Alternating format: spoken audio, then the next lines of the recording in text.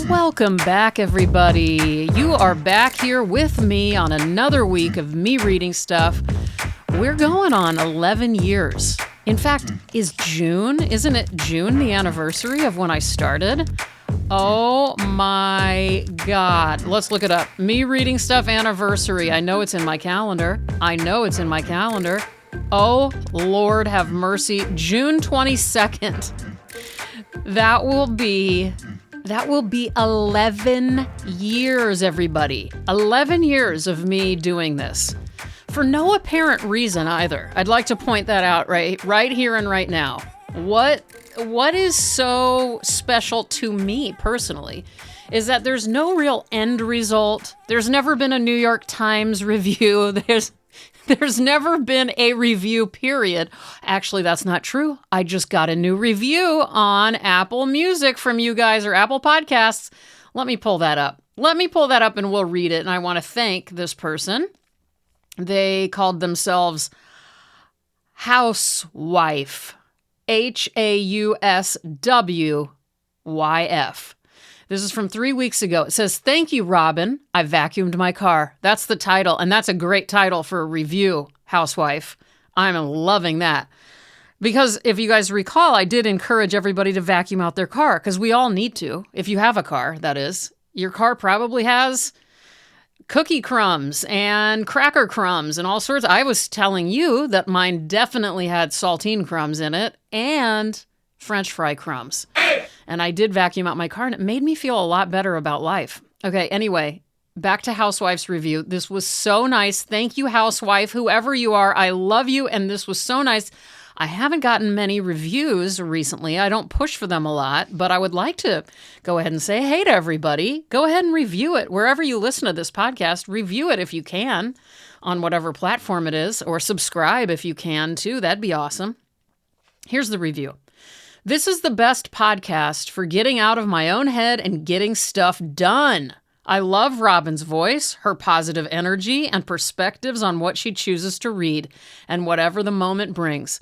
I like to listen to this when I'm working on projects because it's a nice voice to have in my ears and helps keep me motivated." That is so nice. You know, I don't think about myself like that as a motivator, but my friends often say I'm very motivating. Like the minute they come up with anything they want to do, I'm like, let's do this. I'll check in every day on you if you want. Like I just get real pumped up about it. So maybe I am motivating. And also I love what Housewife says here, positive energy. Again, never in my life would I have thought people see me as somebody with positive energy, because it's not what it feels like on the inside. I wish it did.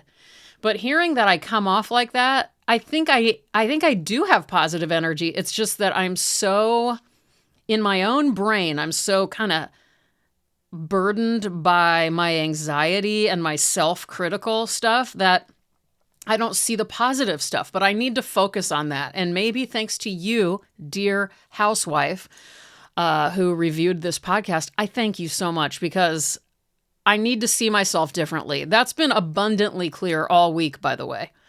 No matter how great of a job I do, at the end of the day, I'm still disappointed in myself, and I've got to get over it. I have to stop. It's not a way to live, and I'm so sick of it.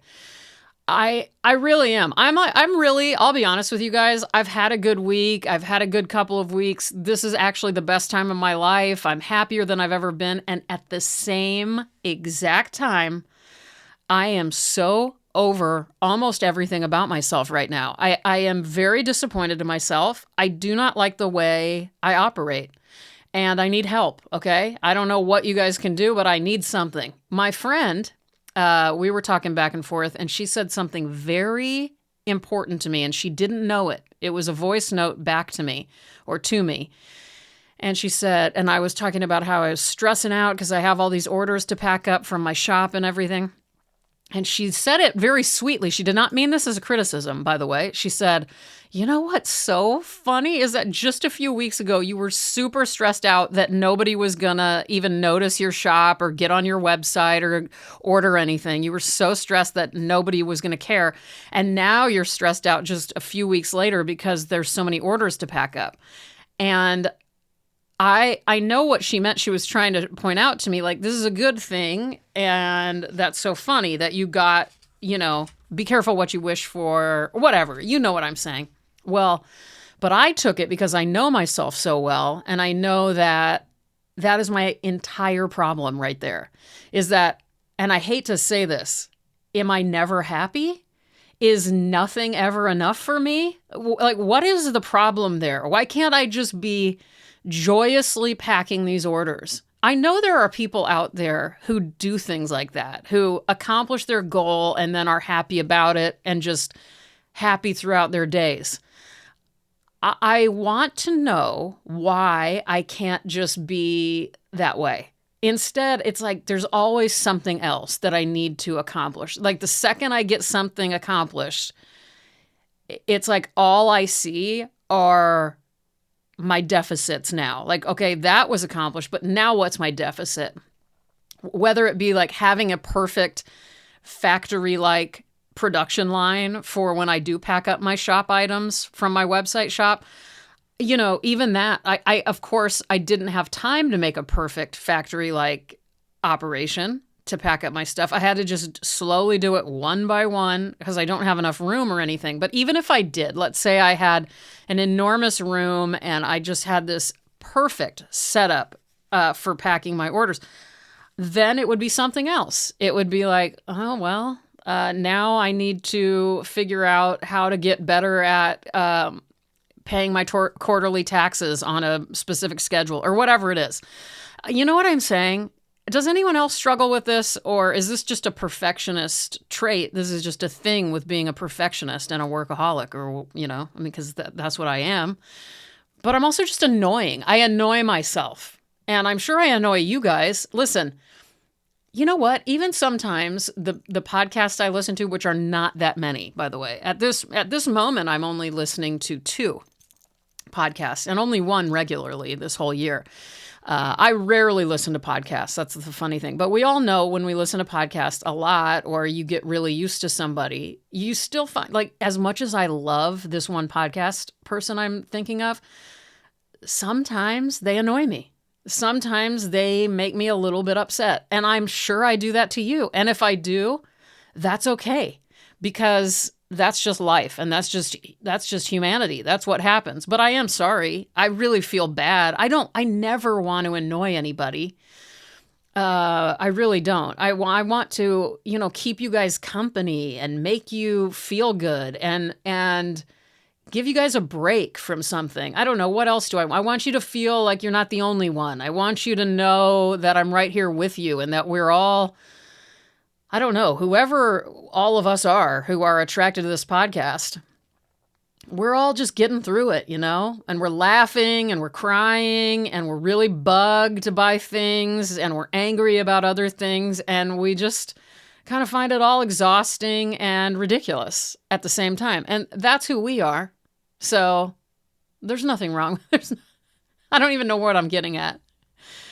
Welcome back, everybody. Let's see what else I was going to talk to you guys about. I don't have any notes. I was just kind of going to say, here's a couple of things about me. Oh, I was thinking about, earlier today, I was trying to come up with, before I asked the internet, remember how I love the term, not my monkey, not my circus, not my monkey. I love that phrase.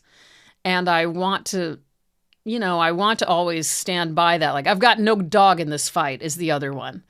Well, those were the only 2 I could come up with. And something else about, not a circus, but it's something else, like a parade or something like that. Not my float, not my parade. I don't know. That's not it.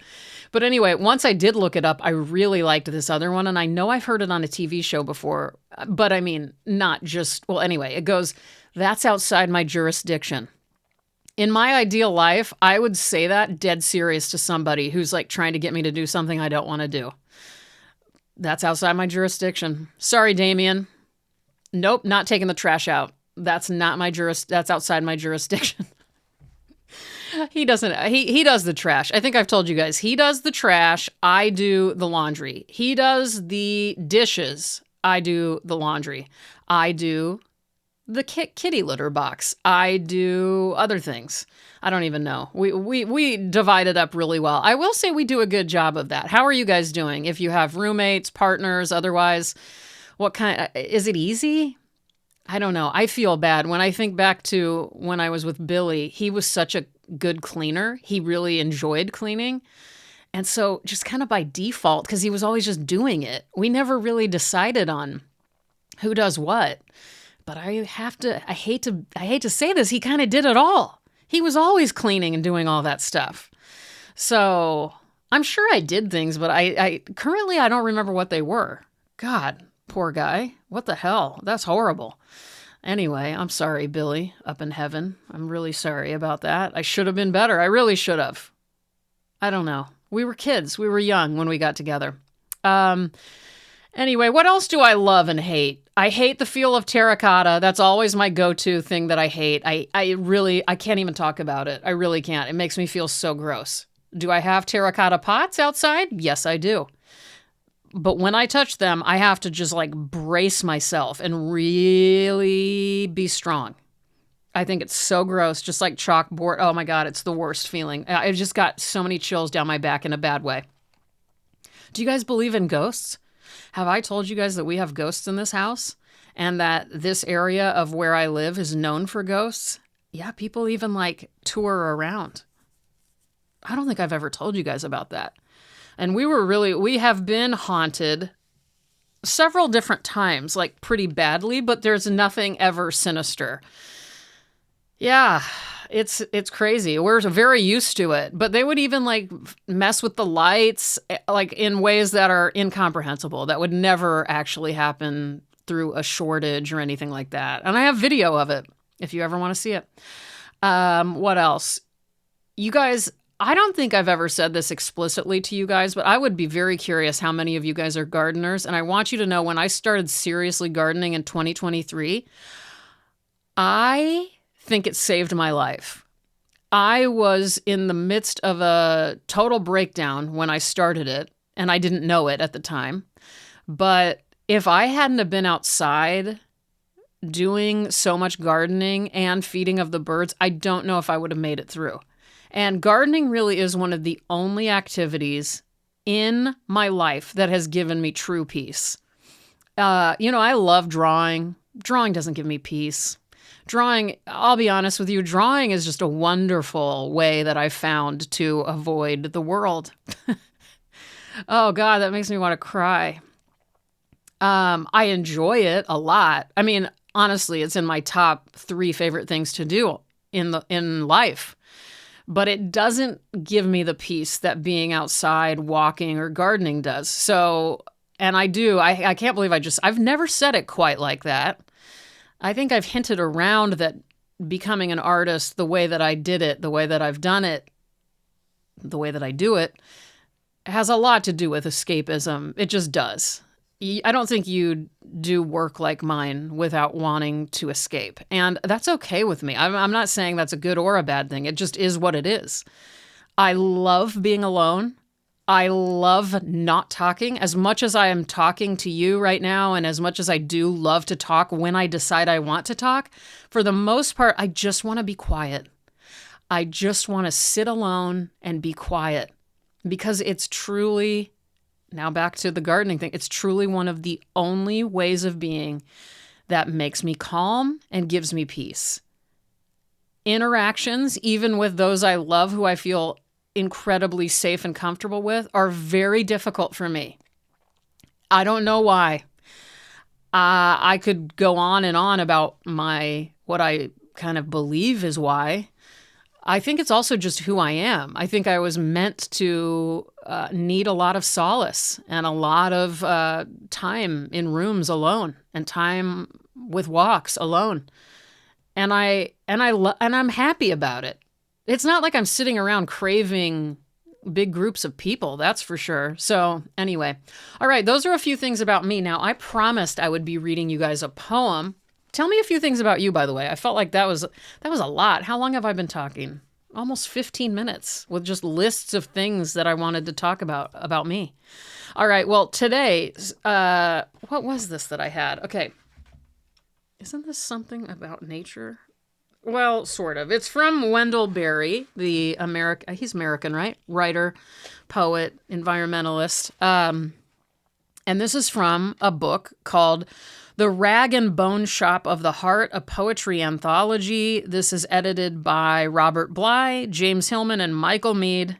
It's a lot of dudes, but this was before anybody cared about that, I think. I think this is an older book. This was published in, 1992. So we can forgive them. There's barely a woman in this book, I'll be honest with you. It does make me mad when I look through it. It does. I'm normally not so up in arms about that kind of shit, but this one, it was just like wild. I was like, Anna Akhmatova's in here, and I love her. There's barely any women in here. But anyway, whatever. Here we go. I wanted to read to you guys this poem in the section called Loving the World Anyway, which is a great title for a section. And this poem by Wendell Berry is called Ripening. The longer we are together, the larger death grows around us. How many we know by now who are dead? We, who were young, now count the cost of having been. And yet, as we know the dead, we grow familiar with the world. We, who were young and loved each other ignorantly, now come to know each other in love, married by what we have done, as much as by what we intend. Our hair turns white with our ripening, as though to fly away in some coming wind, bearing the seed of what we know. It was bitter to learn that we come to death as we come to love, bitter to face the just and solving. Welcome that death prepares. But that is bitter only to the ignorant who pray it will not happen. Having come the bitter way to better prayer, we have the sweetness of ripening. How sweet to know you by the signs of this world. Damien and I, the reason I think this one struck me this week is because Damien and I, for the last 2 weeks, have been preparing to put together an altar to those we have lost and loved. And, Damien's 53, I'm 49, and it's getting a little bit crazy how many people we know now who have died. And, it's not fun, and it never gets more fun. And but it is a reality, and you kind of get a little more used to it. But anyway, we're doing this whole thing, and we've gotten different frames for all the people who have passed, and we're just slowly kind of putting this thing together, and really excited about it. And because we talk often of the people we've lost, and in the last year, I'm going on about a year after finding out that Billy, my former husband, passed away. Healthy as can be, a few months younger than me, running on the beach. Yeah, just healthy and vibrant and in love, newly married, and then he just dies. Sudden heart attack.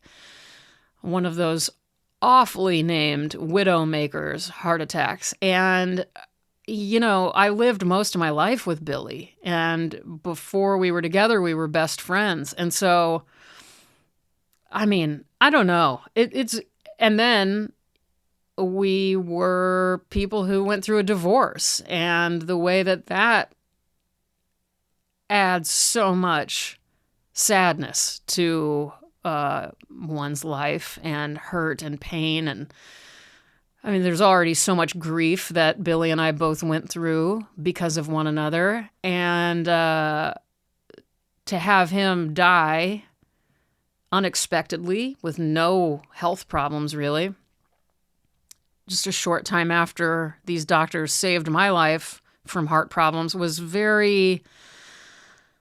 I don't know. I don't think I'll ever be the same. And having Billy gone is not something I was prepared for, and it's not something I will ever get over. I'm just not doing great about it. And anyway, and Damien has lost one of his dearest friends in the last year, and the list goes on and on. But anyway, so this poem today just meant, I don't know. I don't need to explain what it meant to me necessarily, but I really loved. It was bitter to learn that we come to death as we come to love, bitter to face the just and solving welcome that death prepares. But that is bitter only to the ignorant who pray it will not happen. Having come the bitter way to better prayer, we have the sweetness of ripening. How sweet to know you by the signs of this world. I think, yeah, and my dear friend Joan, who I posted about today on Instagram, it just celebrated her 2 years past her open heart surgery and her surviving, getting a new aorta. She's young and beautiful and talented and just full of life and so good at so many things. And she and I are going through the same thing where we really got woken up to just how precious life is, because we're almost gone at a young age. And I almost wish I could give that to people, because I mean, it's a tough pill to swallow though sometimes, because you're just so raw and tender. And I mean, I was just talking last week to you guys about how I wish I could cry more, because I know natural me without medication, I would be bawling my eyes out all the time. Every time I see anything sweet, anything moving, touching, tender, I just want to break down, because I feel so blessed to be witness to anything at this point. I mean, even to see, like, let's say Damien, he doesn't get very worked up about anything, but let's say he got really worked up about traffic, which is something he really doesn't do. He's just doesn't care. He doesn't get worked up. But I would just revel in it, because I get to see the man I love getting upset another day. You know what I mean? Just anything just hits me different now. And it kills me that Billy didn't get to, continue to be grossed out by half and half creamer.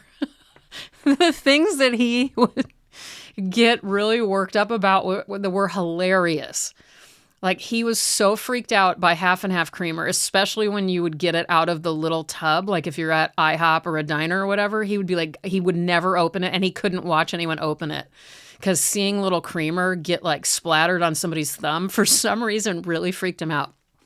And bell peppers, green bell peppers, he hated them with a passion. He loved every food. He would eat anything. If you just decided to cook up, I don't know, some rodent outside, he'd probably eat it. But he could not do green bell peppers. And I'll never ever look at half and half creamer container, those little guys, or a green bell pepper without thinking of Billy, and it'll be that way for the rest of my life. And I would do anything to get to see him be disgusted by those things again, So anyway, this podcast goes out to anyone who is missing somebody who is no longer on this earth with us, whether they be animal, past love, parent,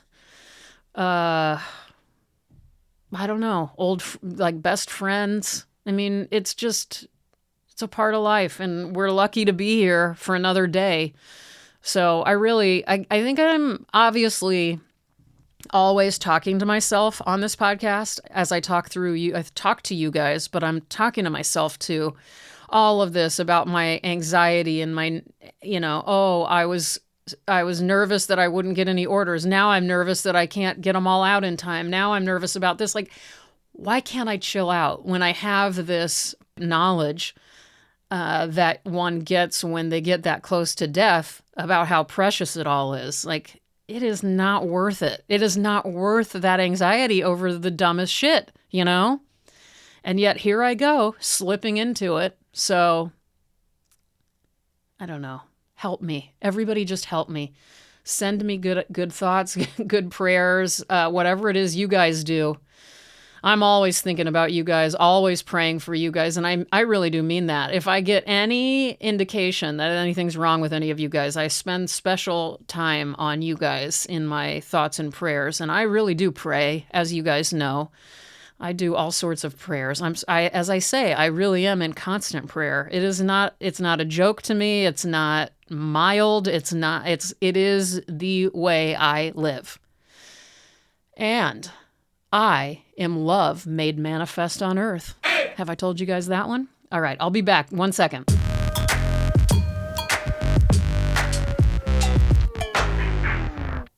I'm back. I'm exhausted. Almost every waking minute I'm exhausted, and I'm so sick of it. I even had a meeting with my doctor about it yesterday, and guess what we did about it? Nothing. Anyway, let's get out of here. Let you guys get on your way. I'll get on my way. I need to rest. It was nice having you, but get the fuck out of here. Just kidding. Actually, it's been a while since I explained a few things about this podcast. And those of you who have been around for these 11 years know exactly what I'm about to do. Okay, here's my reminder. This podcast is a place for everyone. Yes, it is a safe space. It is a loving space, an accepting space. We are like an all-inclusive mental resort. I've never said that before. That's funny. There's nobody unwelcome here except for a few types of people, believe it or not, everybody. And if you want to hear about who those people are, I'm about to tell you. It is, pay attention, racists, bigots of any kind. We're talking if you're transphobic or anti-gay or anti-LGBTQ+, anybody of that sort, this is not a place for you. So goodbye. Oh, and very important, sexual predators. I don't really feel like having sexual predators around, especially child molesters. So if anybody like that is listening to this podcast, I'm going to have to say it. Get the fuck out of here. Okay, anybody else, though, you're welcome, and I love you, and, I can fuck with this. This is fun. I like it like this. I like it without the racist. I like it without the bigotry. Anyway, that felt good. I haven't said that in a while. All right, you guys, let's say goodbye. I wish for you the satisfaction of using the beautiful things you have in your life instead of just saving them. That's something I'm recognizing as I get older. And I've even broken some beautiful, meaningful things recently. In fact, I purposely threw some things in a dumpster. That was a crazy experience, but you know what? I used them, and then I was done with them. Dramatically. So anyway, I hope you can get to the place I'm trying to get, as far as, knowing you're doing more than enough. And if you do figure it out, please tell me your tricks, because I need to figure this out. You can tell I'm a little plagued this week. What else? I want you guys to feel peace. I want you to feel acceptance, self-acceptance, most importantly. I hope you don't have to touch terracotta anytime soon. I hope you have a clean nightstand with only 3 books on it. I don't know why I wish for 3 books, but it sounded nice in the moment. I hope your bed sheets are clean. I hope your pillowcase is extra clean. I hope it smells good or smells plain, whatever it is you like it to smell like. I love the smell of lavender on my pillow. Sorry I'm saying a lot of ums. Keep dying. Keep writing it down. That's C.K. Williams. I'm Robin O'Neill. I'm a huge fan of you. Keep being exactly as you are. Maybe with a little more of that, I can't believe how lucky I am to still be here on planet Earth sentiment. That's about all I need you to work on. That's it for today. Get out of here. I love you guys. I'll talk to you next time. Thanks for listening. Bye-bye.